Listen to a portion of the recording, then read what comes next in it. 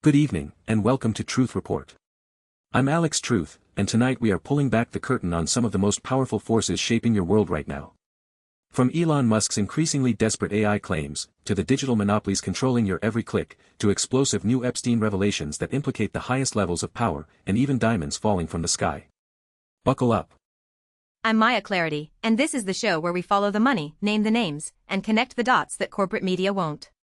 Tonight's stories might seem unrelated on the surface, but as always, there's a thread running through all of them. Power, who has it, who abuses it, and who's trying to keep you from finding out. Let's get to work. We're going to start tonight with a story that broke today and perfectly captures the state of corporate America in 2026. Elon Musk, the man currently running a government department while simultaneously serving as CEO of Tesla, SpaceX, and xAI, stood up and declared that Tesla will, quote, make AGI, artificial general intelligence, and will probably be the first to do it in humanoid form. Let that sink in for a moment. According to reporting from Electrek, this is just the latest in what has become a pattern of grand AI predictions from Musk that never materialize. And the timing here is absolutely critical, Alex. Tesla's stock has been under serious pressure. The company's core automotive business is facing real headwinds. So what does Musk do? He doesn't talk about car sales or manufacturing efficiency. He talks about AGI, the holy grail of artificial intelligence, something no company on Earth has achieved. Let's walk through the track record here, because this is where it gets damning. Musk has been making these kinds of predictions for years. He promised fully autonomous self-driving cars would be on the road by 2020. That didn't happen. He said Tesla's humanoid robot, Optimus, would revolutionize labor. We've seen staged demos that independent engineers have torn apart. He told investors that robot ArXiv would be generating revenue by now. They aren't. Every single major AI prediction he has made has failed to materialize on the timeline he promised. And here's the part that should make every investor sit up straight. Each one of those unfulfilled promises came at a moment when Tesla needed a narrative boost. When car sales slow down, suddenly it's an AI company. When the AI story gets questioned, suddenly it's a robotics company. When robotics gets scrutinized, it's an energy company. The product that's actually being sold here isn't technology. It's hype. It's a future that perpetually lives 5 years from now. Now, Musk is also the head of xAI, which built the Grok chatbot. So when he says Tesla will make AGI, you have to ask, which company is actually doing this work? Is Tesla's engineering team, the people who build cars, suddenly going to crack the hardest problem in computer science? Or is this a deliberate blurring of lines between his companies, using one to prop up the stock price of another? Because if it's the latter, that raises very serious questions about what investors are actually being told. The broader context here is what some analysts are calling the AI bubble. Billions of dollars are flowing into AI companies based on promises that are, to put it charitably, speculative. Musk is a master at riding these waves. He understands that if you say the word AGI loudly enough, a certain segment of the market will throw money at you regardless of whether you've demonstrated any path to getting there. It's not engineering, it's narrative management. And right now, that narrative is doing the heavy lifting that Tesla's actual products cannot. What makes this particularly galling is the real-world impact. Retail investors, ordinary people, are making financial decisions based on these claims. When Musk says Tesla will achieve AGI, that moves stock prices. People buy in. And when the prediction inevitably fails to materialize, those same people are left holding the bag while insiders have already adjusted their positions. We've seen this cycle repeat so many times now that it's hard to call it anything other than a deliberate strategy. And let's not forget the government angle. This is a man who is currently wielding enormous influence over federal policy through his role at the Department of Government Efficiency. He's in a position to shape regulations that directly affect his own companies, including AI regulation.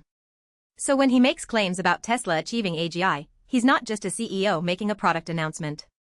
He's a government official with the power to tilt the playing field in his own favor. The conflict of interest is staggering, and yet it barely gets a mention in mainstream coverage. The bottom line on this story is straightforward. Elon Musk has a documented history of making AI predictions that don't come true. Each prediction conveniently arrives when his companies need a narrative boost. And he now occupies a government position that gives him unprecedented power to benefit from those claims. That's not innovation. That's a pattern, and investors and the public deserve to see it clearly for what it is. Let's shift now to a story that affects every single person watching this show. CleanTechnica published a detailed report on the digital monopolies that dominate your online life, and the practical steps you can take to break free from them. Now, we've all heard the complaints about big tech, but this piece lays out the architecture of control in a way that's worth examining closely. Here's the reality most people don't fully grasp. A handful of companies, Google, Apple, Meta, Amazon, Microsoft, they don't just offer services you use. They have constructed an ecosystem designed to make leaving virtually impossible. Your email, your photos, your documents, your contacts, your search history, your shopping habits, everything funnels through their servers. And every piece of that data is monetized. You are not the customer. You are the product. That's not a slogan anymore. It's a business model generating hundreds of billions of dollars annually. What the CleanTechnica report highlights is that this isn't an accident. It's architectural. These companies deliberately design their products to create dependency. Google gives you a free email account, then integrates it with your calendar, your documents, your photos, your phone's operating system. Each additional service makes it harder to leave. Economists call this switching cost, and these companies have engineered switching costs to be astronomically high. Moving your entire digital life to a different platform is so painful that most people simply don't do it, even when they know their data is being exploited. And the exploitation is real. Let's be specific about what we're talking about.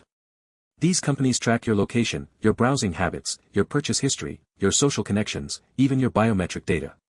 They build profiles on you that are more detailed than anything a government surveillance agency could assemble, and they sell access to those profiles to advertisers, data brokers, and in some cases, to governments directly. This is not a conspiracy theory. This is their publicly stated business model, right there in the annual reports filed with the SEC. The report does offer practical alternatives, and I think that's the valuable part. Open-source email providers, privacy-focused search engines like DuckDuckGo, browsers like Firefox, Linux-based operating systems. These alternatives exist, and many of them are genuinely good. But here's the systemic problem that individual action can't solve. These monopolies have the resources to buy, copy, or crush competitors before they can reach meaningful scale. They've done it dozens of times. Instagram, WhatsApp, YouTube, all were independent companies that were absorbed into the monopoly structure. This is where the policy failure comes in. Antitrust enforcement in the tech sector has been, to put it bluntly, a joke. The European Union has been more aggressive, but even their fines amount to rounding errors for companies generating this kind of revenue. In the United States, regulatory capture is the order of the day. Former tech executives cycle through government positions. Lobbying spending by these companies dwarfs that of almost any other industry. The people who are supposed to be regulating these monopolies are often the same people who built them or profited from them. And there's a deeper democratic concern here that goes beyond privacy. When a handful of companies control the infrastructure of public discourse, they have the power to shape what information people see, what news gets amplified, and what voices get suppressed. We've seen this play out in real time with content moderation decisions, algorithm changes that devastate independent publishers, and platform policies that seem to shift with political winds. The concentration of that much power over information in private, unaccountable hands is fundamentally incompatible with a functioning democracy. The CleanTechnica piece is right to encourage individual action. Everyone should be thinking about their digital footprint and making conscious choices about which companies they give their data to. But we also need to be honest. Individual consumer choice cannot fix a structural monopoly. That requires political will, aggressive antitrust enforcement, and real consequences for anti-competitive behavior. Until that happens, the digital monopolies will continue to tighten their grip. The question is whether enough people will demand change before it's too late.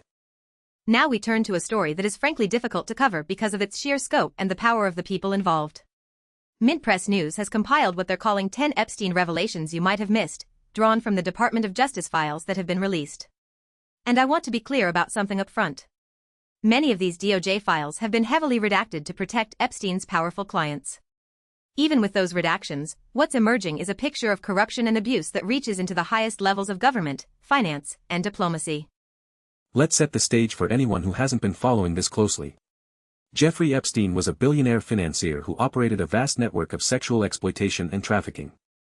He was connected to presidents, prime ministers, corporate titans, and intelligence agencies. He died in federal custody under circumstances that remain, at minimum, deeply suspicious. The files that have been released by the DOJ since then have confirmed what many investigators suspected for years, that Epstein's network was far larger and more powerful than the public was initially told. According to the Mint Press reporting, the revelations in these files paint a picture of someone who wasn't just a wealthy predator, but a figure who was shaping modern politics in ways that were never previously understood. We're talking about connections to sitting presidents, to diplomatic figures, to the kind of people who make decisions that affect millions of lives. And the redactions themselves tell a story. When the government blacks out names and details to protect powerful clients, that's not justice. That's a cover-up in plain sight. One of the critical things these files expose is the elite nexus that surrounded Epstein. This wasn't a case of one bad man acting alone. This was a system. A network of enablers, facilitators, and participants who either directly engaged in criminal behavior or who benefited from their association with Epstein and looked the other way. The fact that so many of these people remain unnamed, protected by government redactions, should be a scandal in itself. The public has a right to know who was involved, especially when those individuals hold or held positions of public trust. And let's talk about the institutional failures here, because they are enormous. Epstein was investigated, arrested, and given what amounted to a slap on the wrist in 2008 through a secret plea deal orchestrated by Alexander Acosta, who later became a United States Secretary of Labor. The FBI had evidence. Prosecutors had testimony from victims. And the system chose to protect the powerful at the expense of the vulnerable. That's not a failure of the system. That's the system working exactly as designed, for the people at the top. What makes the Mint Press compilation so important is that in the flood of information coming out of these files, individual revelations get lost in the noise. A story breaks, it trends for a few hours, and then the next bombshell drops and everyone moves on. That cycle of revelation and distraction is itself a form of protection for the powerful. When everything is shocking, nothing is shocking. And the people who benefited from Epstein's network are counting on exactly that kind of public fatigue. The implications here extend far beyond one man's crimes. If Epstein was indeed connected to intelligence operations, as multiple credible reports have suggested, then we're looking at a situation where sexual exploitation was weaponized as a tool of political control. Compromising material on powerful individuals becomes leverage. And that leverage can be used to shape policy, influence elections, and protect the interests of those who hold the information. This isn't speculation. This is a pattern that intelligence agencies around the world have employed for decades. The question is how deep it went and who was pulling the strings. I want to make one more point about this story, and it's about accountability. As of right now, despite the mountains of evidence in these files, despite the testimony of survivors, despite the clear documentation of a vast criminal network, the number of powerful individuals who have faced serious legal consequences remains shockingly small. Ghislaine Maxwell is in prison. Epstein is dead. But the clients, the participants, the people whose names are hidden behind those black redaction bars, they're still walking free. Many of them are still in positions of power. That's not justice. That's impunity. And we owe it to the survivors to keep pushing. Every person who was trafficked and abused by this network deserves to see full accountability. That means unsealing every document, releasing every name, and prosecuting every individual who participated, regardless of their wealth, their status, or their political connections. Anything less is a betrayal of the victims and a signal to every other predator in a position of power that the rules don't apply to them. Let's pivot to our final story of the night, and it's one that takes us in a very different direction, literally out of this world. A new study published on AR14 examines the Mukundpura meteorite, a rare carbonaceous chondrite that fell in Rajasthan, India on June 6, 2017. Researchers using high-resolution scanning and transmission electron microscopy have found something remarkable inside this space rock. Nanodiamonds. Tiny diamonds formed not on Earth, but in the stellar processes that predate our solar system. Now, you might be wondering why a meteorite story is on a corporate news show, and that's a fair question. But stay with me, because the implications of this research connect directly to the themes we cover. Carbonaceous chondrites like the Mukundpura meteorite are classified as CM2 type, and they are among the most scientifically valuable objects on Earth. They contain presolar grains, material that existed before our sun formed, and organic compounds that are central to understanding how life originated. This meteorite also contained abundant grains of iridium, a platinum group element that is extraordinarily rare on Earth's surface. Here's where the corporate angle comes in. Rare materials like iridium, nanodiamonds, and other compounds found in meteorites are not just of scientific interest. They're of enormous commercial interest. Iridium is used in electronics, in medical devices, in industrial catalysts. It trades at thousands of dollars per ounce. And the emerging field of asteroid mining is built on the premise that these extraterrestrial bodies contain vast quantities of valuable materials. Companies like Astroforge, and previously Planetary Resources before it was acquired, have raised hundreds of millions of dollars on the promise of harvesting resources from space. The Mukundpura study is significant because it adds to our understanding of exactly what's out there. Every meteorite that falls to Earth is essentially a free sample from the cosmic supply chain. When researchers find nanodiamonds and iridium in a meteorite fragment, that's data that feeds directly into the business models of companies that want to mine asteroids commercially. And the nations and corporations that control access to this research, and eventually to these resources, will hold enormous economic power. This is not science fiction. This is the next frontier of resource competition. And let's talk about who controls this particular meteorite. The Mukundpura meteorite fell in India, and Indian researchers have been leading the study. That matters because the geopolitics of space resources is intensifying rapidly. The Artemis Accords, led by the United States, and competing frameworks from China and Russia are essentially laying the groundwork for who gets to claim what in space. The science being done on meteorites like this one is part of a larger race, one that will determine which nations and which corporations profit from the resources beyond our atmosphere. There's also a philosophical dimension here that I think is worth noting. The nanodiamonds found in this meteorite were formed in dying stars billions of years ago. They traveled through interstellar space, survived atmospheric entry, and landed in a village in Rajasthan.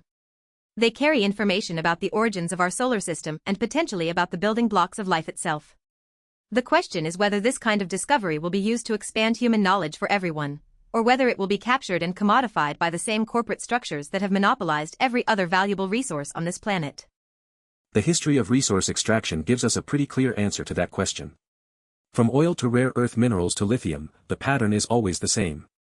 A valuable resource is discovered, corporations move in, local communities and developing nations get the short end of the deal, and the profits flow upward to the already wealthy. There's no reason to think space resources will be any different unless we deliberately build different structures now, before the extraction begins in earnest. The science is beautiful. The politics of who benefits from that science is the story we need to watch. Now let's bring all of tonight's stories together, because the connections are real and they matter. We covered 4 stories tonight. Elon Musk making unfounded AGI claims to boost his corporate empire.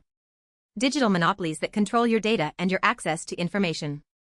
Epstein revelations exposing a network of elite impunity. And a meteorite study that previews the next great resource race. What ties these stories together is a single, uncomfortable truth. Concentrated power, whether corporate, political, or technological, consistently operates against the public interest. Think about what we've described tonight. Musk uses his dual position in government and industry to make claims that move markets in his favor. Tech monopolies have built systems of surveillance and dependency that no democratic society ever voted for. Epstein's network operated for decades because the powerful protect the powerful. And the race for space resources is already being structured to benefit the same players who've captured every other domain. These aren't separate problems. They're symptoms of the same disease. A system where accountability decreases in direct proportion to the amount of power you hold. And the information architecture matters enormously here. How do you learn about Musk's broken promises? Through platforms controlled by digital monopolies, some of which Musk himself owns. How do you follow the Epstein story? Through media organizations that depend on advertising revenue from the very corporations whose executives appear in those files. How do you learn about the science of meteorites and space resources? Through academic publishing systems increasingly captured by corporate interests. The ability to control what information reaches the public is perhaps the most dangerous monopoly of all. This is why independent journalism matters. Not as a slogan, but as a structural necessity for a functioning society. Every story we covered tonight was broken or advanced by independent outlets. Electrek calling out Musk's pattern of failed predictions. CleanTechnica documenting the monopoly architecture. Mint Press compiling the Epstein revelations that mainstream outlets let slip through the cracks. Researchers publishing their meteorite findings on the open-access AR-14 platform. When the gatekeepers fail, independent voices become the last line of defense for public knowledge. What we're asking you to do tonight is not complicated, but it is essential. Pay attention. Follow the money. Ask who benefits. When Musk says Tesla will make AGI, ask what's happening to Tesla's stock price. When a tech company offers you a free service, ask what they're getting in return. When a government redacts documents about powerful people, ask who those redactions protect. When a scientific discovery is made, ask who will profit from it. These are not cynical questions. They are the most basic questions of civic responsibility, and they are the questions that the powerful spend billions of dollars trying to make sure you never ask. Before we go, I want to leave you with this. Every story tonight involved people and institutions that assumed they were beyond accountability. Musk assumes the market will always believe his next promise. The tech monopolies assume you're too locked in to leave.